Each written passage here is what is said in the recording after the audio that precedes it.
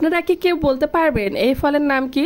যারা কক্সবাজারে গিয়েছেন তারা অবশ্যই এই ফলটি চিনে থাকবেন, কারণ কক্সবাজার ছাড়া অন্য কোথাও এই ফল খুব একটা চোখে পড়ে না বললেই চলে।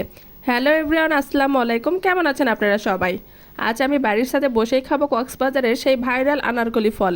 এতদিন দেখে আসছিলাম এই ফলগুলো কক্সবাজারের সমুদ্র পাড়ে বিক্রি করে। আমার কক্সবাজারে কখনো যাওয়া হয়নি, তাই এই কক্সবাজারে গিয়ে এই ফলও কখনো খাওয়া হয়নি। বেশ কিছুদিন আগে ভিডিওতে আনারকলি ফলটি দেখেছিলাম, তাই তখন থেকে আমার এই ফলটি খাওয়ার খুব ইচ্ছা ছিল। কিন্তু হঠাৎ করেই যে বাড়িতে বসে এই ইচ্ছাটা আমার পূরণ হবে সেটা কখনো কল্পনা করতে পারিনি। এই আনারকলি ফল মাখার জন্য আমি লবণ, চিনি, মরিচের গুঁড়া ও সামান্য পরিমাণ ধনে গুঁড়া মিক্স করে নিয়েছি। হঠাৎ করেই যে বাড়িতে বসে আমার এই ইচ্ছাটা পূরণ হবে সেটা কল্পনাও করতে পারিনি। কিছু ইচ্ছা আছে যেগুলো মনের ভিতর জাগতে আল্লাহ তাআলা সেটা পূরণ করে দেয়। আমার ক্ষেত্রেও ঠিক মনে হয় সেই রকমই হয়েছে।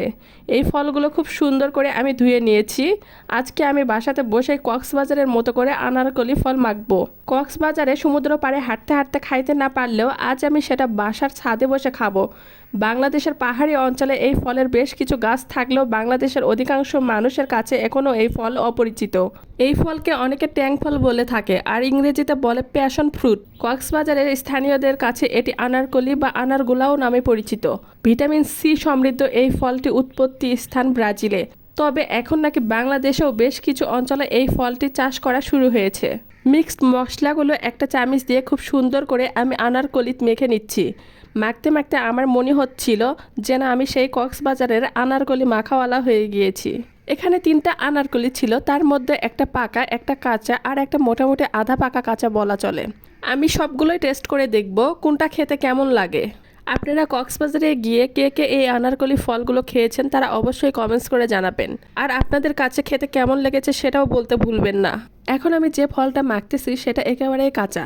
কাঁচা হোক বা পাকা হোক, আজকে আমি খেয়ে দেখব ভাইরাল সেই আনারকলি ফল। আমাদের জীবনে কিছু কিছু স্বপ্ন থাকে যেগুলো পূরণ হয় না বা হতে সময় লাগে। তাই তো মনে হয় কিছু কিছু স্বপ্ন আছে যেগুলো পূরণ না হয় ভালো। সব স্বপ্ন যদি পূরণ হয় তাহলে জীবনে বাঁচার কোনো আর ইচ্ছা থাকে না। আর যদি আমাদের কিছু কিছু স্বপ্ন অপূর্ণই থেকে যায় তাহলে দেখা যাবে যে সেই স্বপ্ন পূরণের জন্য হলেও আবারও বেশ কিছুদিন বাঁচতে ইচ্ছে করে, আর সেটা খুব ভালোভাবেই। সব স্বপ্ন পূরণ করার জন্য সময় লাগে না। কিছু কিছু স্বপ্ন আছে যেগুলো নিজে এসেই ধরা দেয়।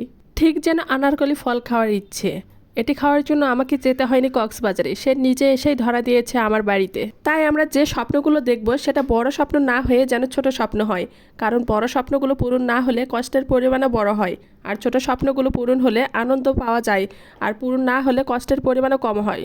এখন আসে আনারকলি ফলের কথায়। খেতে মোটামুটি ভালোই ছিল, তবে আমার কাছে পাকাটা বেশি ভালো লেগেছে, আর যেটা কাঁচা ছিল সেটা একটু হালকা টক ছিল।